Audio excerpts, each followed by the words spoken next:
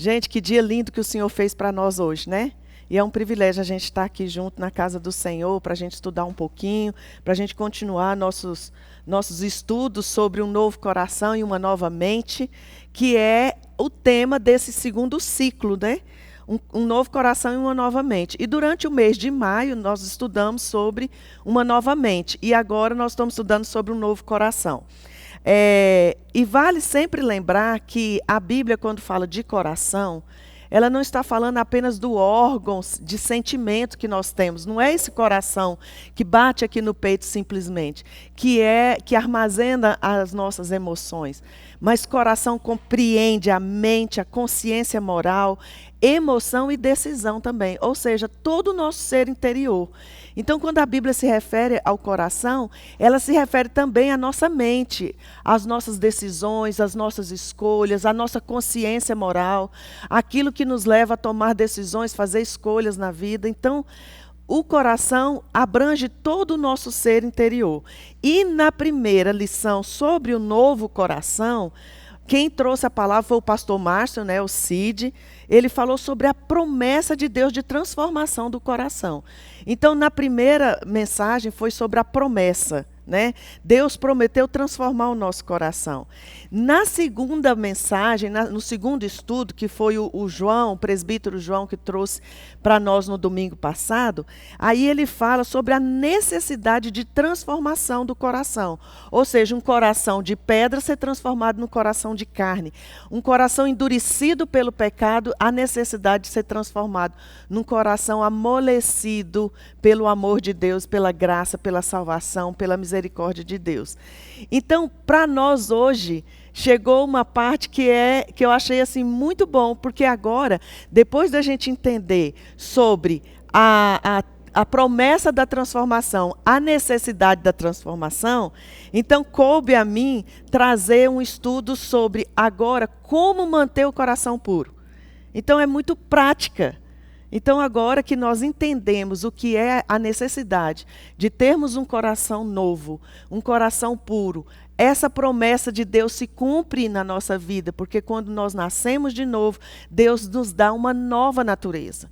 Por isso que a gente fala de nascer de novo, ou seja, o nascer de novo não é simplesmente uma mudança de vida, mas é uma nova criação, é uma nova natureza de Deus em mim. E essa nova natureza me dá um novo coração, ou seja, uma nova mente. E agora, com esse coração renovado, nós vamos agora trabalhar como eu vou viver, como eu vou manter esse coração renovado.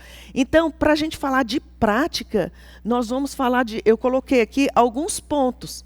E também o Diogo, quando organizou esse estudo, ele colocou 2 perguntas para esse estudo de hoje. Então, o tema do nosso estudo de hoje é como guardar puro o coração. Como guardar puro o coração.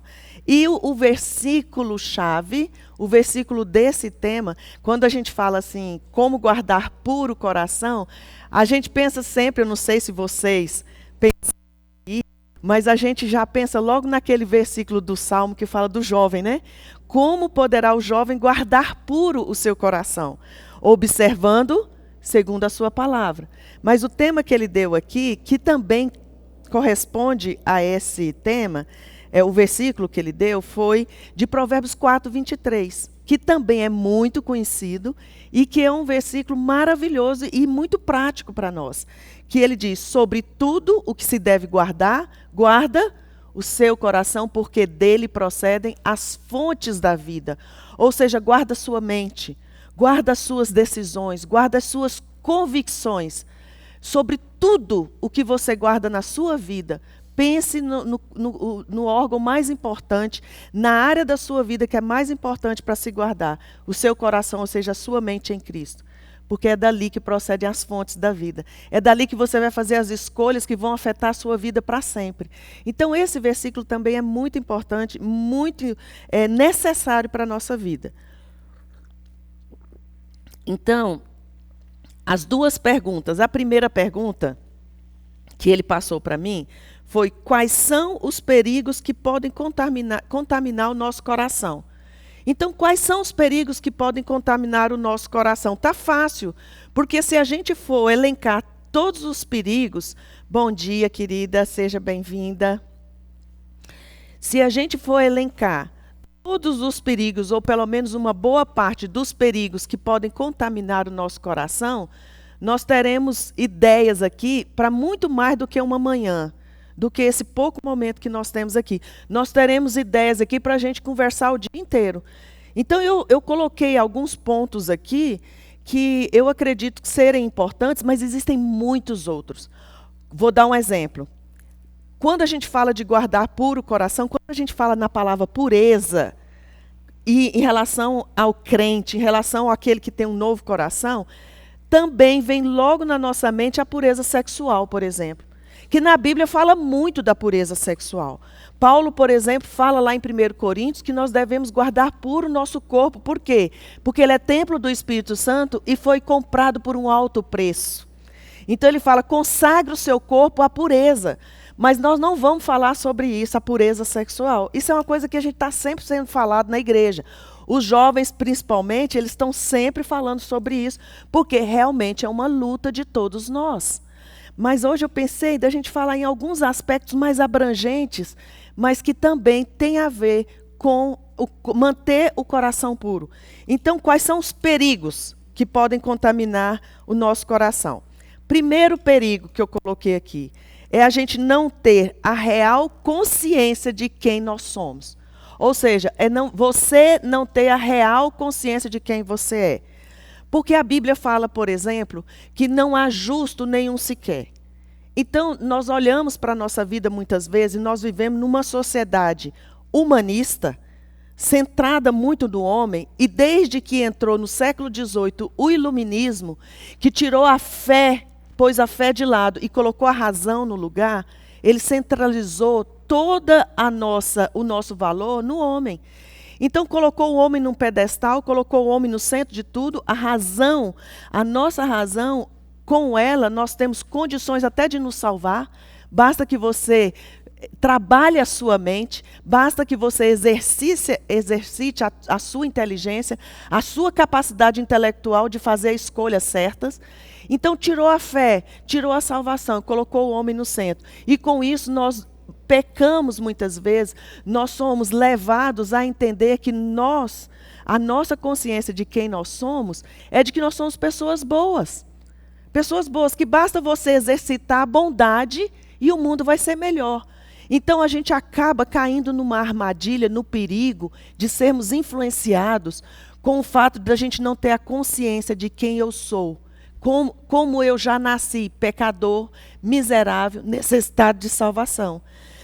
Então eu vejo que o primeiro perigo é entender que eu sou falha, de que eu sou pecadora, de que nós somos pecadores e que nós necessitamos de um Deus todos os dias. Do nosso Deus para nos ajudar a fazer as escolhas certas, para não permitir que o nosso coração seja contaminado. Então eu acredito que o primeiro perigo que eu coloquei aqui, que eu vejo que hoje a gente precisa ser trabalhado isso, é entender que nós somos pecadores.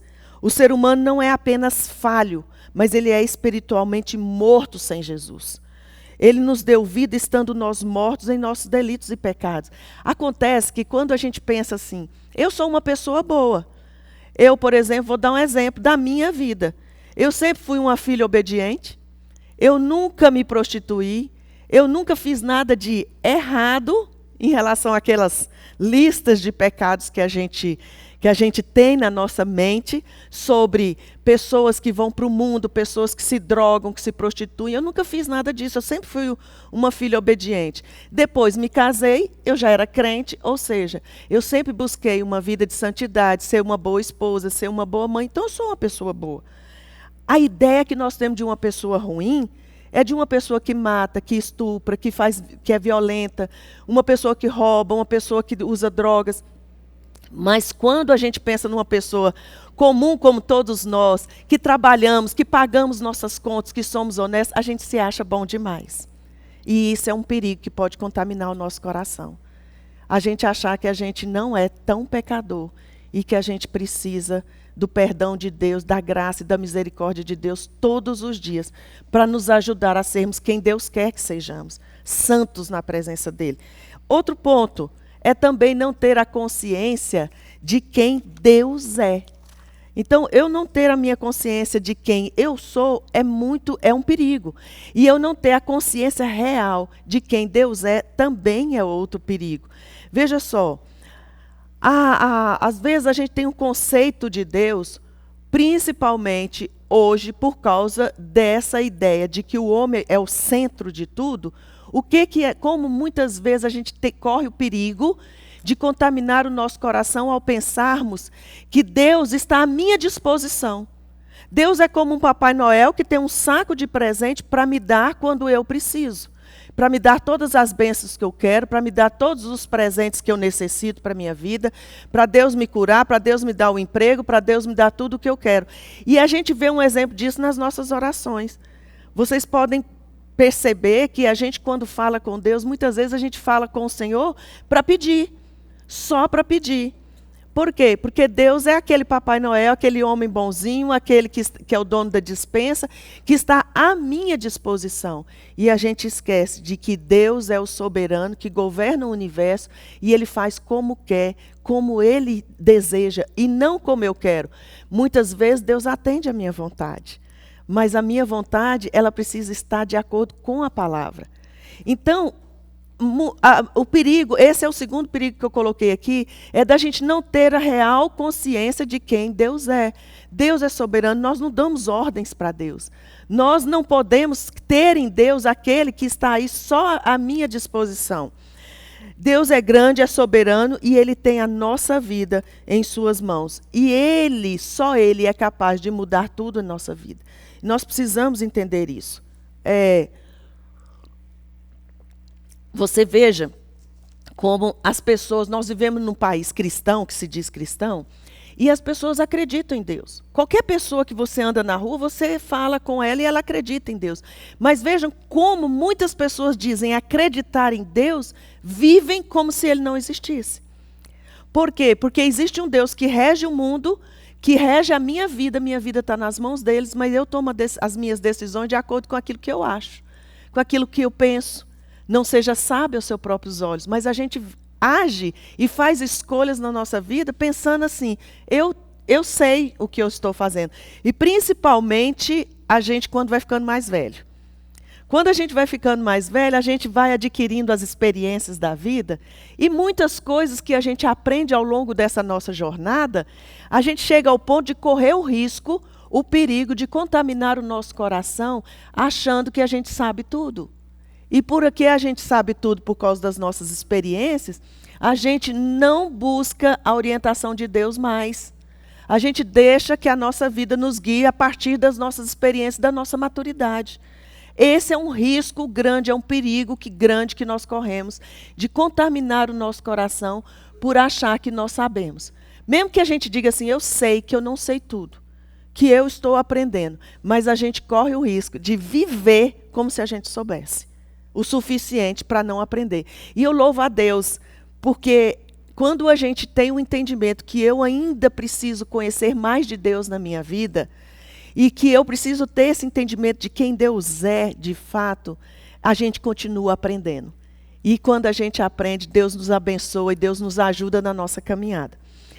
Terceiro ponto, que é um perigo que nós corremos, em relação a algo que pode contaminar o nosso coração, é ter uma aparência de santidade sem uma transformação do coração. Aí eu penso na religiosidade. Vocês reparem o seguinte, Deus fala assim, através do profeta Isaías, visto que este povo se aproxima de mim, e com a sua boca e com os seus lábios me honra, mas o seu coração está longe de mim e o seu temor para comigo consiste só em mandamentos de homens que maquinalmente aprendeu.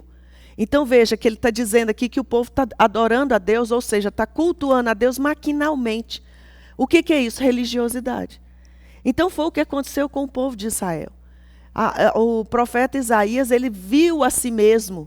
Ele teve uma visão de Deus e ele teve uma consciência da sua impureza. Ele disse... que maldito sou eu, né? Que eu sou um homem de lábios impuros e habito no meio de um povo de impuros lábios. E ele mesmo falou aqui na palavra que sobre essa questão de sermos religiosos. Isso é um perigo enorme que contamina o nosso coração. Da gente ser religioso, da gente ter o costume, apenas o costume e a rotina de ir para a igreja para sermos religiosos. Ou seja, eu tenho uma religião e o Brasil, nossa cultura, ela é muito infestada, muito contaminada com essa ideia da religiosidade. Veja a mulher samaritana. A mulher samaritana teve um encontro com Jesus e a gente olha para aquela mulher e a gente só pensa na vida de pecado dela. Porque era uma mulher que já tinha tido 5 maridos e aquele com quem ela vivia não era o marido dela. Só que Jesus conversa com ela sobre adoração. Ela pergunta para Jesus, dizem que é neste monte, ela aponta para o Monte Gerizim, que é o monte onde os samaritanos até hoje têm o local de adoração. Até hoje eles adoram a Deus da forma deles, lá no Monte Gerizim. E ela diz, dizem que é neste monte. Outros dizem que é em Jerusalém, onde estava o templo. Aí Jesus diz para ela, nem neste monte, nem em Jerusalém. Mas Deus é Espírito e importa que adore o Senhor, né? Que adore. Deus procura adoradores que o adorem em espírito e em verdade. Aquela mulher era uma mulher religiosa. Ela frequentava o monte, ela cultuava a Deus da sua maneira, mas tinha uma vida cheia de pecado. Por quê? Porque o seu coração não tinha sido transformado. Então esse é um perigo muito grande que nós corremos, de ter uma aparência de santidade sem ter o coração transformado. Então olhe para a sua vida e pense na sua caminhada com Deus. Seu coração realmente foi transformado? Ou você corre o risco, você já caiu nessa armadilha de pensar que você, pelo fato de frequentar a igreja, de ser um religioso, que lê a palavra, que ora, que tem uma vida religiosa pontuada, certinha, você está diante de Deus com o coração transformado. Tome muito cuidado com esse perigo que pode contaminar o seu coração. Nosso coração precisa ser realmente transformado, porque o relacionamento com Deus é um relacionamento de intimidade e não de religiosidade. Então esse é um terceiro ponto que eu coloco como perigo para contaminar o nosso coração. Um outro ponto que eu coloquei aqui é não ter o conhecimento básico da Bíblia. Porque a gente fala, aqui nós fazemos campanha de leitura bíblica todo ano, né? A gente já faz essa campanha há quase 20 anos, que nós começamos lá no Nova Unção. E eu estava vendo, esse ano a gente queria colocar novamente aquela campanha de leitura bíblica na ordem cronológica, né? Que foi até uma sugestão da Dirce. Aí eu fui ver quando foi que a gente colocou uma leitura anual na ordem cronológica histórica, né? Não na ordem dos livros, como estão lá. E eu vi que já tinha 10 anos que a gente fez uma leitura na ordem cronológica. Então, tem muitos anos que a gente faz essa campanha. Na realidade, a gente estimula a igreja a ler a Bíblia, mas não é só ler a Bíblia. A gente precisa conhecer o básico. É impressionante como a gente, para todo lado que a gente vai, a gente vê pessoas que não têm o conhecimento básico dos básicos da Bíblia. Um dia eu estava foi até a Lina, nós fomos, logo depois que a Ana Paula se casou, nós fomos com as irmãs da Lina e eu, elas me chamaram, e nós fomos passar um dia de descanso num lugar aqui em Brasília, que eu não sei se o nome é Espaço Tamareira, e aí eu cheguei lá e perguntei para a dona foi lá nos receber, e elas falaram assim, olha, ela é crente, viu? Aí eu falei, ai, que legal. Fui conversar com ela e perguntei para ela, falei assim, olha, esse nome que você colocou, tamareira, né? Porque a tâmara é uma árvore, é uma fruta, né? Do Oriente. Aí eu falei assim, você tem alguma ligação assim com o fato de você ser crente? Ela falou, tem, porque Abraão plantou uma tamareira. E a tamareira é o símbolo da vida e da proteção. Aí eu falei, é? E as mulheres depois brincaram comigo, falaram assim, logo para você, hein, Ana, que ela foi falar isso. Aí eu pensei, ela deve ter visto isso naquelas novelas da Record, que Abraão pegou uma semente, recebeu uma semente de tâmara, plantou uma tâmara lá, e aí ela colocou a tâmara como símbolo da vida e da proteção. Ou seja, não tem um conhecimento básico. E isso a gente vê coisas absurdas aí para todo lado. Sabe, gente, tentam mistificar as coisas. Nós vamos falar sobre isso mais lá na frente um pouquinho. Então, não ter o conhecimento básico, o básico. E olha que interessante. Eu gosto muito dos vários versículos que falam sobre a autoridade da Bíblia, das Escrituras Sagradas.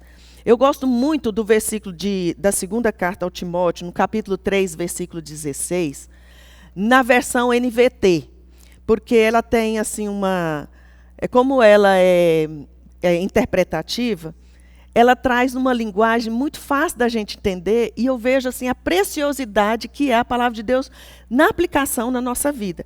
Então, pela NVT, ela diz assim: toda a Escritura é inspirada por Deus e útil para nos ensinar o que é verdadeiro e para nos fazer perceber o que não está em ordem na nossa vida. Ela nos corrige quando erramos e nos ensina a fazer o que é certo. Olha que preciosidade que nós temos nas nossas mãos. E eu vou repetir. Toda a Escritura é inspirada por Deus, não por homens. Ela foi escrita pelos homens. Aí, como diz a Ana Campanolo, que ela fala assim, quando as pessoas não querem acreditar na Bíblia, e fala assim, a Bíblia é livro de homens, foram os homens que escreveram a Bíblia. Ela falou assim, é claro que foram os homens que escreveram. Se fosse um jumento, ninguém ia entender. Tinha que ser homem mesmo para escrever a Bíblia. Mas a inspiração veio de Deus. Então, ela é inspirada por Deus e útil para nos ensinar o que é verdadeiro e para nos fazer perceber o que não está em ordem na nossa vida. É a Bíblia que faz isso. Mas nós não desfrutamos disso muitas vezes. Ela nos corrige quando erramos e nos ensina a fazer o que é certo. Então, queridos, estudem, não apenas leem. Pesquisem a Bíblia, vá a fundo. Nós corremos o risco de ter o coração contaminado por não conhecermos nem o básico da Bíblia. Se você perguntar para qualquer crente, a maioria não sabe falar qual é o plano básico de salvação. Por quê? Porque não conhece a Bíblia. Eu leio a Bíblia todo ano. Não apenas leia, estude. E a bênção, irmãos, de vocês estarem aqui, eu louvo a Deus por isso. É um grupo pequeno, mas é um grupo fiel ao Senhor, que está aí estudando, que está nas células, que estão aqui no domingo, que estão estudando, que estão nos grupos, que estão nos cursos. Por quê? Porque sabe que nós precisamos da palavra de Deus. Nós precisamos dela. E precisa entender pelo menos o básico para tocar a vida. Mas os crentes não estão conhecendo. E esse perigo de não conhecer as Escrituras está contaminando o coração de muita gente. E é por isso que as igrejas estão fracas e doentes. Mas eu louvo a Deus pelo ministério 1 a 1, por cada um de vocês, que levantam no domingo de manhã e vêm para a igreja para estudar a palavra. Que durante a semana, mesmo estando cansados, vocês vão para as células, vamos para os cursos, vamos para o discipulado, é um discipulando o outro. E nós precisamos de mais disso, conhecer a palavra, pelo menos o básico dela precisamos. E o último ponto dos perigos que podem contaminar o nosso coração é confiar na sua própria sabedoria, que foi algo que eu até já comentei aqui. Então, não seja sábio aos seus próprios olhos, é o que diz Salomão. É interessante que Provérbios é um livro escrito por Salomão, e é um livro todo, o livro de Provérbios, ele é todo prático. É outro livro que é simplesmente maravilhoso. Eu aprendi com o pastor Luciano, que ele falou, se não me engano, que foi um professor dele, eu não lembro quem, que falou sobre você ler o livro de Provérbios todo mês. Porque ele tem 31 capítulos. Então, se todo dia você ler apenas um capítulo, você vai ler o livro de Provérbios no mês, e você vai ler o livro de Provérbios durante o ano todo 12 vezes. É um livro que é muito prático. E é um pai aconselhando ao seu filho. Então, eu gosto muito, principalmente do capítulo 3. Só que o capítulo 3 porque ele fala para o seu filho, ele dá muitos conselhos interessantes. Mas aqui eu coloquei aqui só o versículo 7 e 8, que ele diz isso. Não seja sábio aos seus próprios olhos. Teme ao Senhor e aparta-te do mal. Será isso saúde para o teu corpo e refrigério para os seus ossos. Teme a Deus, anda nos caminhos do Senhor, ouça, aprenda com os ensinos da palavra. Era um pai dando conselho para os seus filhos. E o coração, quando a gente é sábio aos nossos próprios olhos, o coração fica soberbo. Porque a gente acha que sabe o suficiente para tocar a nossa vida. Então esse eu coloquei como sendo um dos perigos que contamina o nosso coração. Eu coloquei pontos assim, porque como nas células vocês discutem, na célula, é muito importante ter esses pontos aí para vocês conversarem. Então eu coloquei aqui 5 pontos que são perigos que podem contaminar o nosso coração. Mas vocês podem elencar outros.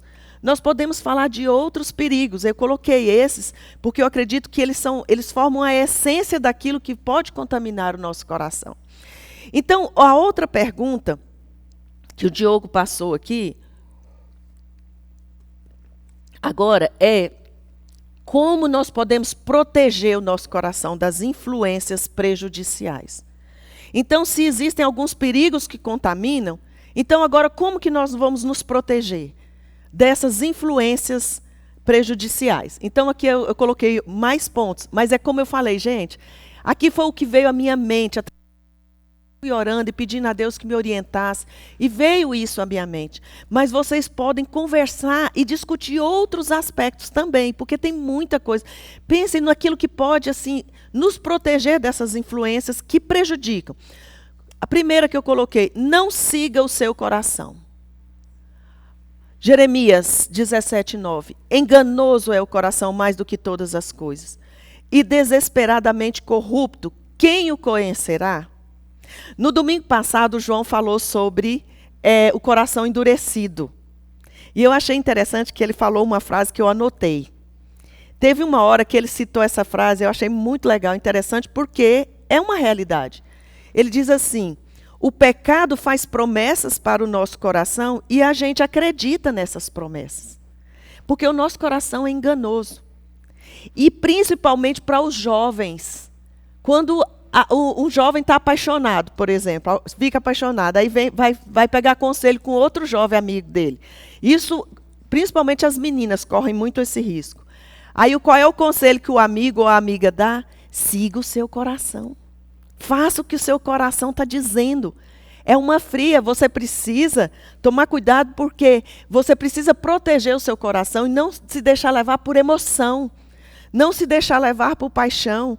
Não siga o coração, peça orientação a Deus e deixa Deus dar orientação. Mas lembre-se que muitas vezes, aquela paz do coração que a gente sente, que a gente fala que a paz de Cristo seja o árbitro no nosso coração, tem que tomar muito cuidado para a paz que você sentir não ser a paz da conveniência. E não a paz de Cristo. Porque muitas vezes a gente quer que Deus responda do jeito que eu estou querendo, principalmente quando está apaixonado. Isso aqui eu só estou dando a ideia da paixão, é só como exemplo. Mas, por exemplo, você quer muito adquirir algo. Você quer comprar alguma coisa, mas você sabe que você não tem condição, mas você quer, e você ora, aí você sonha com aquele negócio que você quer comprar, e você diz, Deus me respondeu através do sonho. Eu tenho que comprar, mas você está vendo que você não tem condição. É a resposta da conveniência. Então, temos que tomar muito cuidado. Intimidade com o Senhor nos ajude, nos protege, para a gente não ser influenciados de tal maneira que venha prejudicar o nosso coração. Isso nos protege, intimidade com Deus. Entender, não deixar ser levado pelo seu coração, por aquilo que você sente. Isso é um perigo. Outro ponto sobre como proteger o nosso coração. Fuja dos modismos, siga a Bíblia. Fuja dos modismos.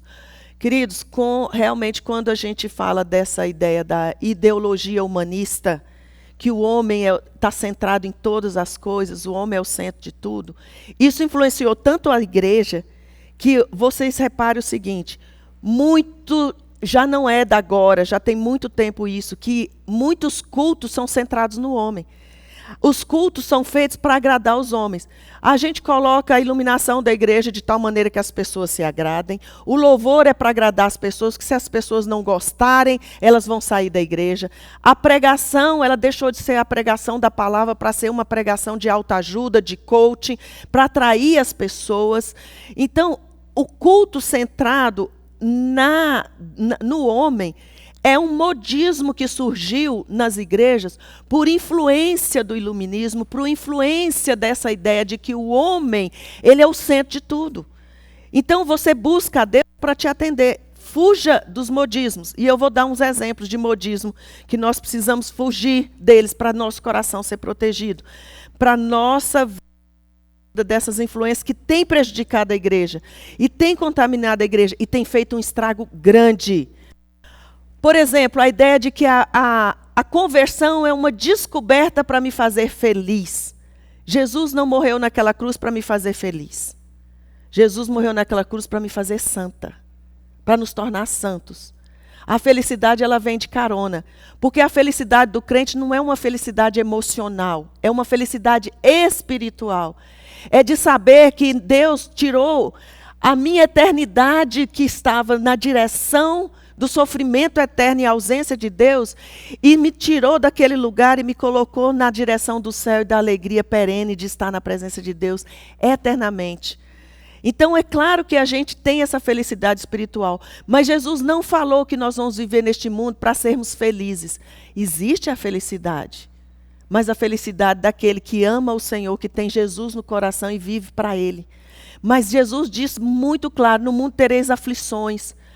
O mundo vai odiar vocês, porque o mundo jaz no maligno. E aquele que anda no Senhor, ele vai ser perseguido, ele vai ser ridicularizado, ele vai perder amigos, ele vai sofrer.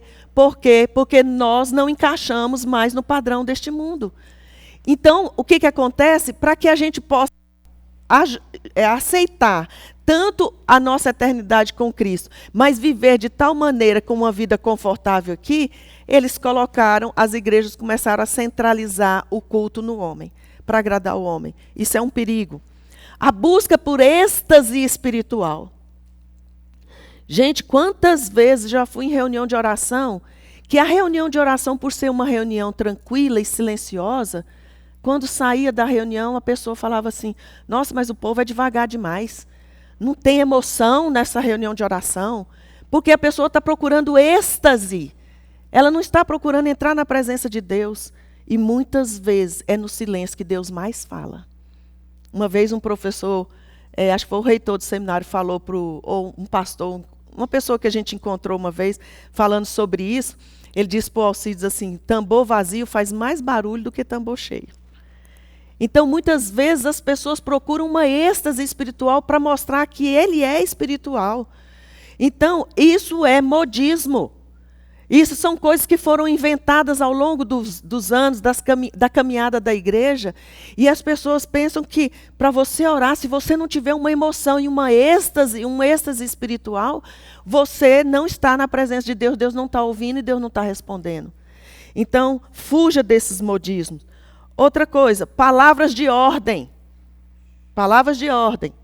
Que tem a ver com afirmação positiva, mas que não tem nada a ver com fé. Por exemplo, profetize.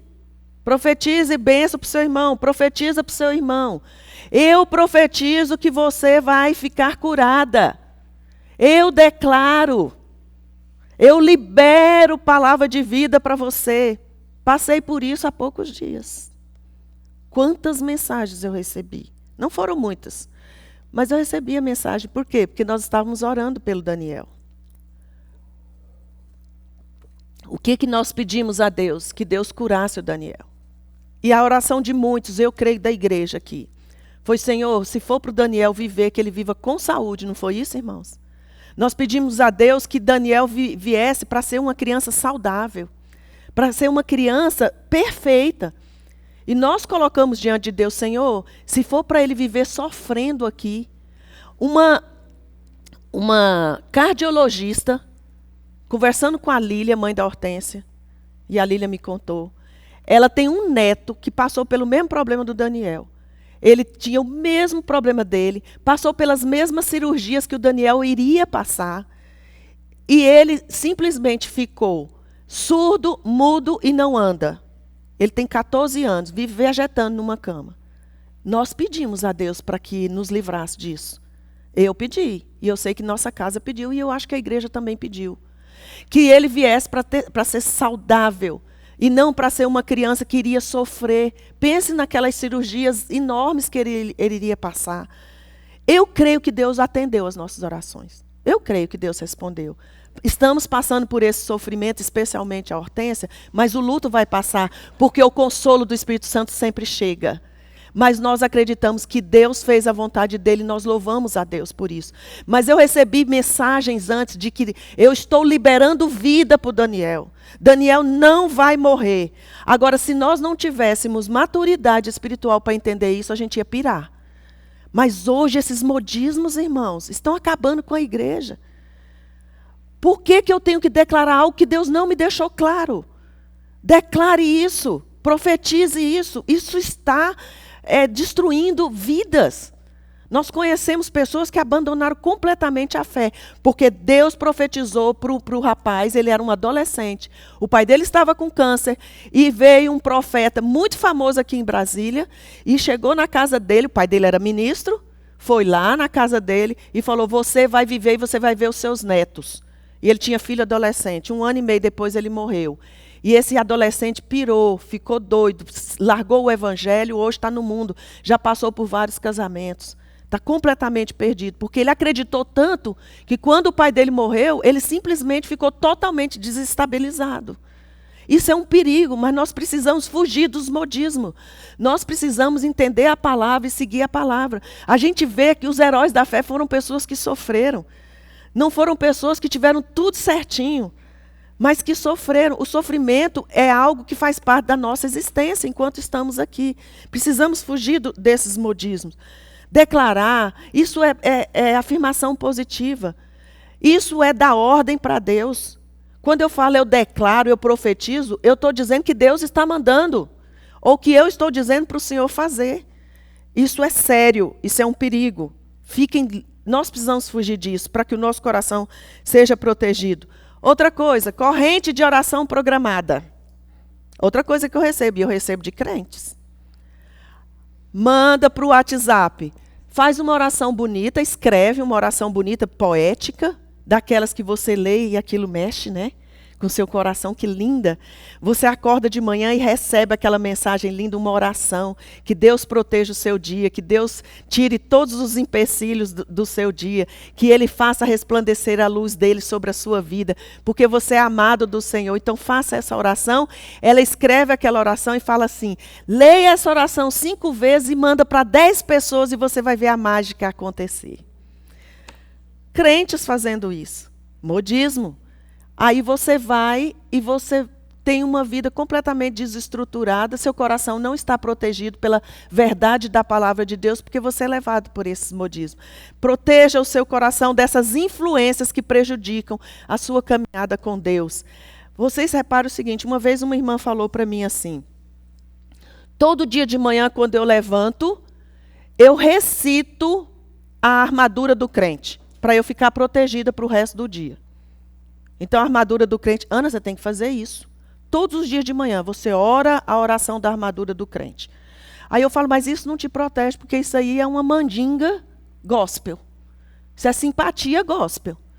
Porque a pessoa faz aquela oração da armadura do crente, palavra de Deus, que é a espada do Espírito, capacete da salvação e tal, depois vai lá, compra e não paga.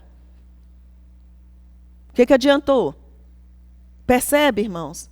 Essas coisas se tornam prejudiciais e o nosso coração precisa ser protegido disso. Textos fora do contexto. Quer um exemplo? O carcereiro de Filipos.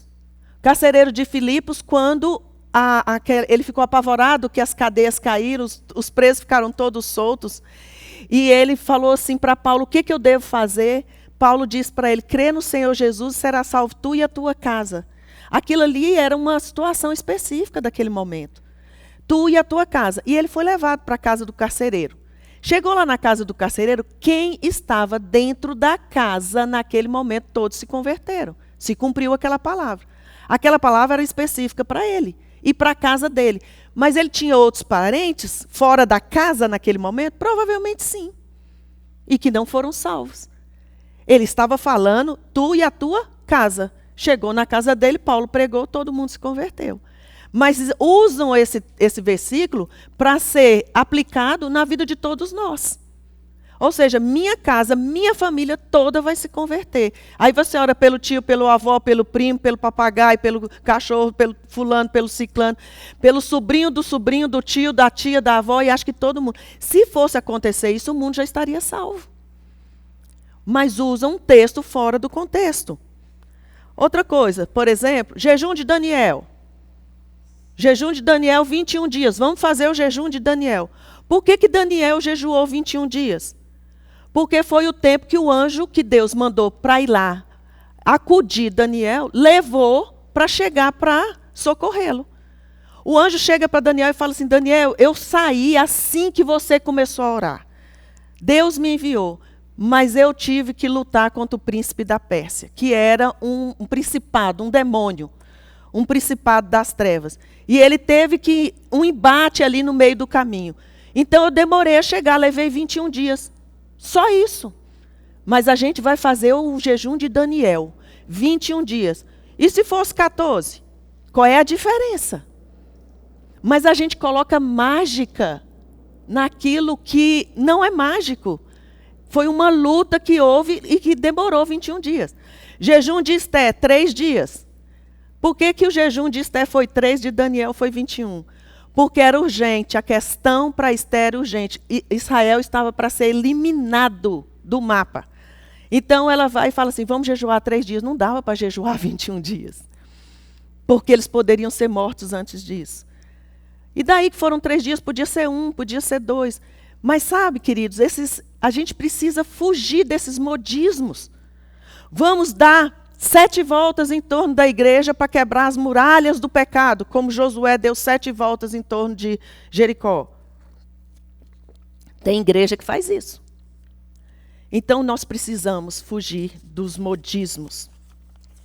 Deixa eu ver se tem mais alguma coisa. Não, só isso. A gente dá para pensar em muitas outras coisas. Mas eu estou colocando isso porque são coisas, realidades com as quais a gente está vivendo. E isso está tomando o lugar da vida com Deus, de uma vida santa, de um coração protegido. Outra coisa, outro aspecto que nós precisamos proteger o nosso coração. Ter um coração sempre grato. Ter um coração sempre grato. Eu achava que eu era uma pessoa grata. Que eu agradecia a Deus da maneira correta.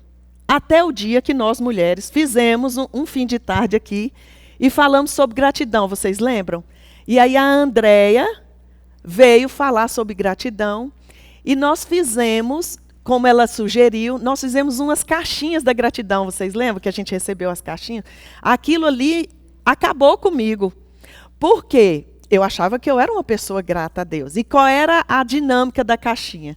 Você coloca essa caixinha num lugar da casa, inclusive eu preciso fazer isso lá em casa de novo, voltar a fazer. Você coloca isso num lugar da casa onde todo mundo passa. Por exemplo, num rack, num lugar perto de um ambiente onde todo mundo vai. De preferência, você coloca uma cadeira, um papel e uma caneta. Um papelzinho e uma caneta. Todo mundo da casa, todos os dias de manhã, quando acordar, vai lá no papelzinho e escreva um motivo de gratidão a Deus. Qualquer coisa. Senhor, obrigado pela vida. Obrigada pela saúde. Obrigado porque o Senhor tem nos sustentado. Obrigada pelo meu pai, obrigada pela minha mãe, obrigada pela minha família. Agradeça a Deus por tudo. E coloca aquele papelzinho dentro da caixinha. Quando eu fui fazer isso, eu pensei, meu Deus, eu não faço isso. Eu não tenho um coração grato.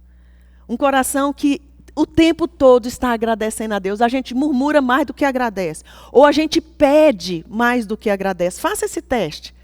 E ela, inclusive, eu achei muito legal que ela disse que na casa dela, eles, quando chega no final do ano, toda a família no Natal, quando chega o Natal, a família, eles se reúnem, eles pegam aquela caixinha de gratidão e eles agradecem a Deus por todos os motivos daquele ano todinho. Aí eles guardam aquele lá e começam uma nova caixinha de gratidão para o ano seguinte.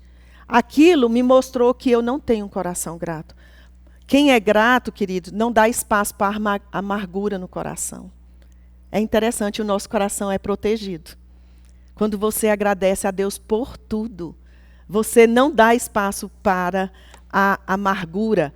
E Paulo diz, deem graças em todas as circunstâncias, porque esta é a vontade de Deus em Cristo Jesus para vocês.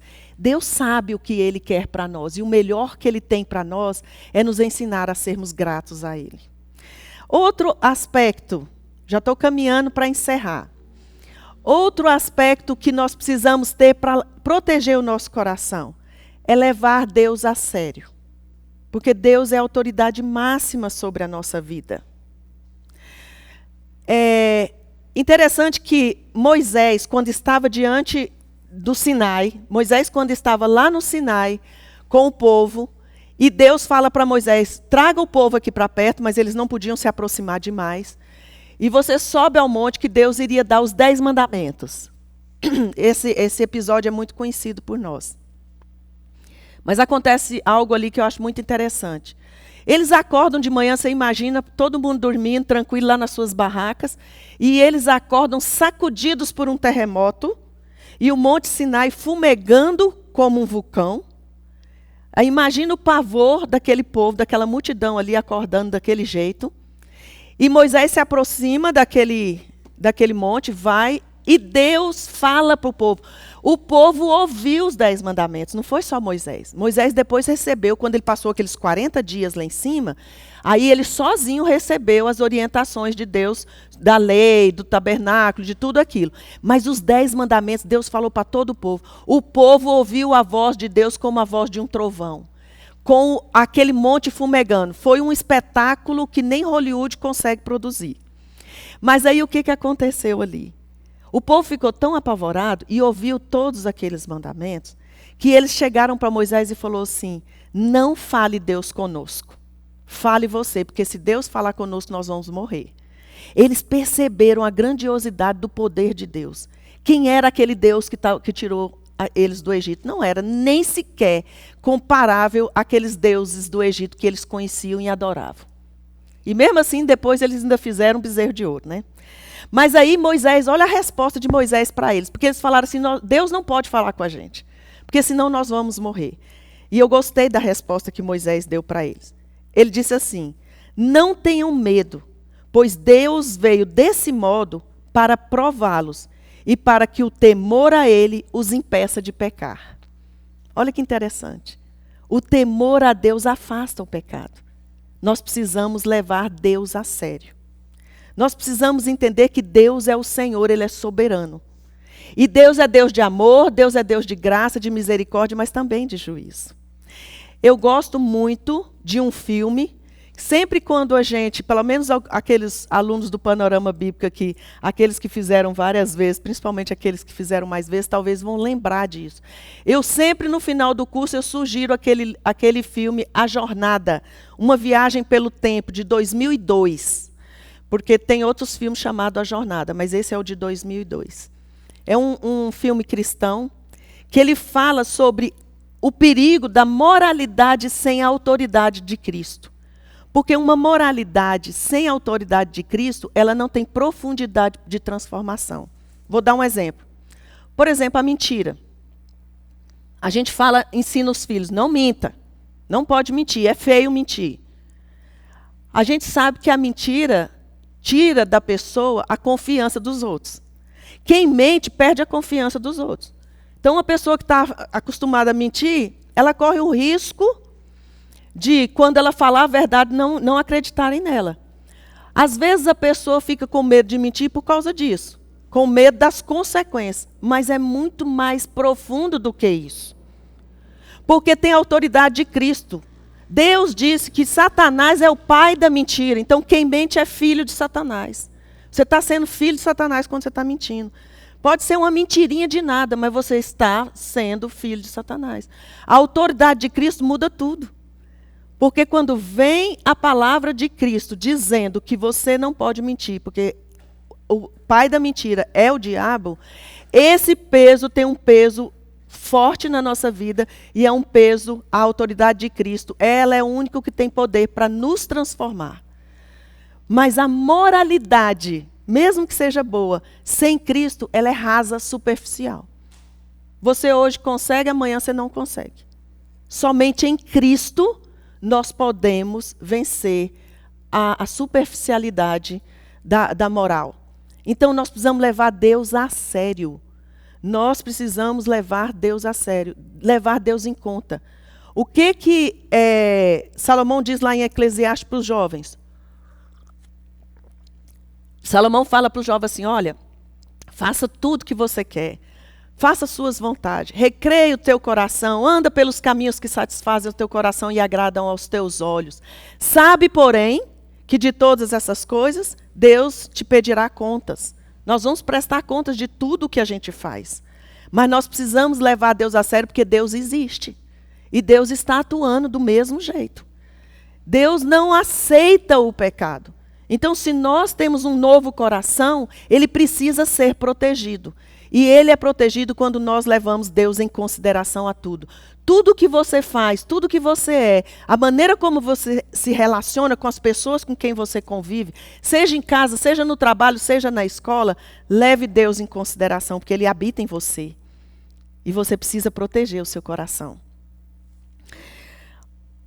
Eu acho que agora eu vou para o último ponto. Não, mas é quase o último, vou caminhando. Aceite o ensino e a correção dos pais e dos líderes espirituais. Queridos, os filhos não estão mais obedecendo os pais. E pais, conheçam a verdade de Deus, amem a Jesus diante dos seus filhos, para que eles possam ser protegidos. E que você também seja protegido. Muitas vezes os pais, eles querem que os filhos sejam crentes, mas eles mesmos não dão exemplos. Uma vez eu fui falar num seminário sobre criação de filhos e eu consultei alguns jovens da igreja, faz muitos anos. Esses jovens que eu consultei na época, hoje já são casados, pais. Alguns já são até pais. Então, eles eram adolescentes. Aí eu perguntei para eles assim, o que vocês gostariam que eu falasse para os pais lá, nesse congresso? Aí eles falaram assim, fale para os pais se preocuparem mais com a vida espiritual dos seus filhos do que com a sua vida acadêmica. Eu ouvi isso dos jovens da igreja. Então, pais, ocupem-se de levar os seus filhos a conhecer a Jesus e andar com eles. E filhos, aceitem as instruções dos pais que temam a Deus. Aceite, porque é para o seu bem. Quando os seus pais aconselharem vocês, e os líderes espirituais também. Os líderes espirituais que andam segundo a palavra de Deus. Filho meu, não te esqueça dos meus ensinos. É isso que Salomão está falando para o filho dele. E o teu coração guarde os meus mandamentos, porque eles aumentarão os teus dias e te acrescentarão anos de vida e de paz. Isso é proteção, isso protege o coração. Outro ponto, os pontos de proteção eu coloquei mais. Viva na companhia dos verdadeiros crentes. Isso aqui principalmente para os filhos, para os jovens. Como é bom e agradável viverem unidos os irmãos. É como o óleo precioso sobre a cabeça, o qual desce para a barba de Arão, e desce para a gola de suas vestes. É como o orvalho do Hermon, que desce sobre os montes de Sião. Ali ordena o Senhor a sua bênção e a sua vida para sempre. A comparação que o salmista faz aqui, da vida em comunhão com o corpo de Cristo, com a igreja, com os irmãos, ele compara com o óleo precioso sobre a barba de Arão, que ele foi ungido sacerdote, sumo sacerdote, mas eu quero destacar aqui, é como ele fala assim, do orvalho do Hermon. É interessante que o Monte Hermon, ele está a 3.000 metros acima do nível do mar.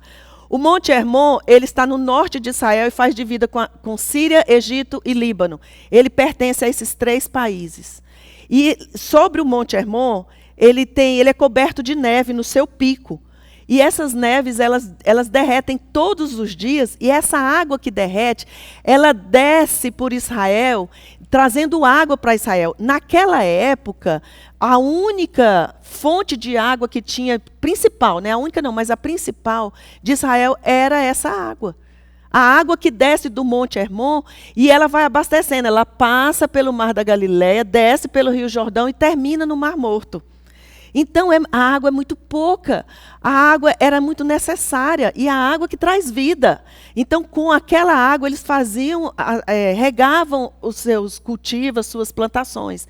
Então, essa água do Hermon, essa neve que derrete, ela é essencial para a vida, para sustentar a vida. Quando nós fomos em Israel a primeira vez, o guia, naquela época, que foi uma época de muito calor, ele pediu para que a gente orasse por neve em Israel. Ele disse o seguinte: a neve aqui não está tendo neve agora. E Israel corre um sério risco de faltar água. Só que eles descobriram lá aquele sistema de dessalinização do mar Mediterrâneo. Então agora eles conseguem transformar a água salgada em água mineral. Então tem água em abundância, tecnologia, né? Mas vocês reparem, ele compara essa água que traz vida à comunhão dos irmãos.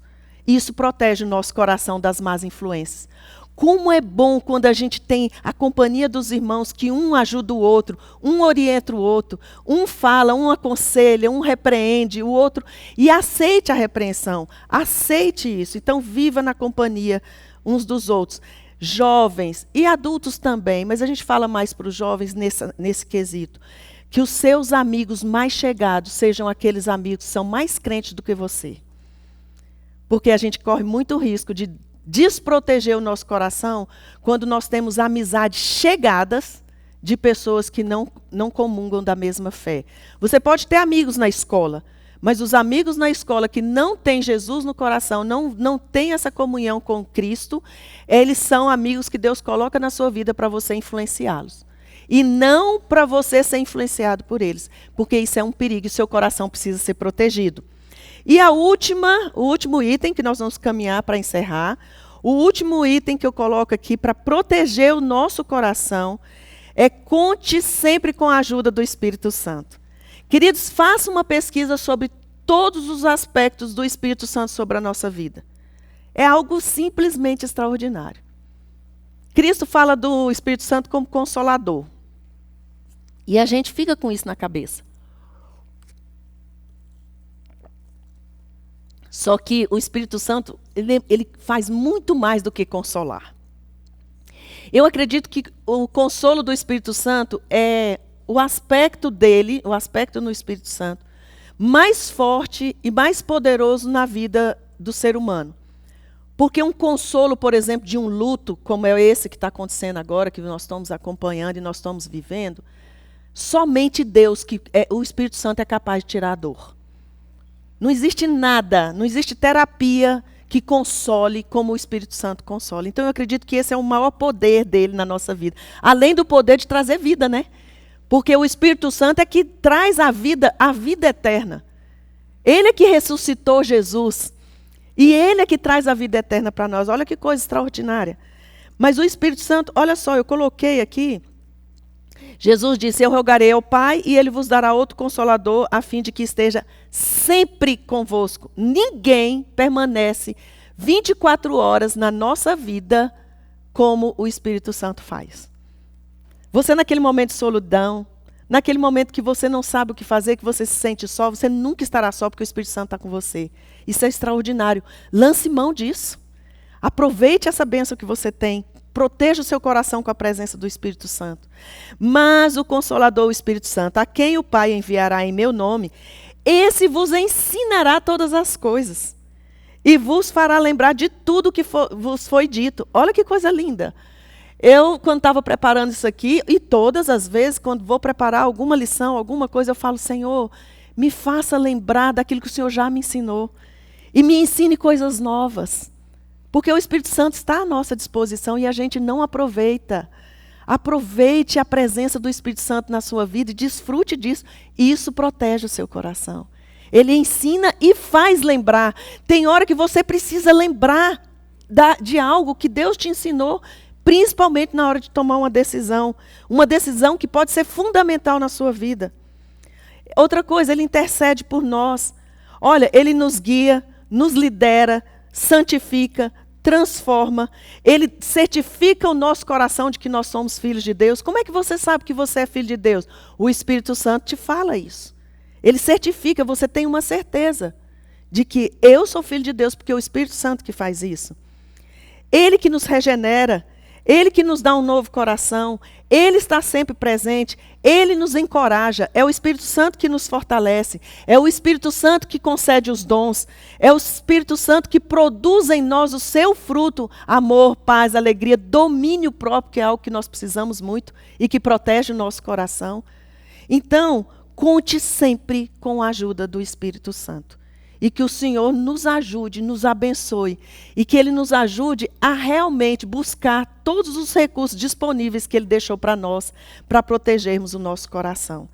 Queridos, eu vou concluir com um texto da Bíblia. Eu gostaria que vocês abrissem a sua Bíblia, que é uma palavra que Moisés deu para Israel.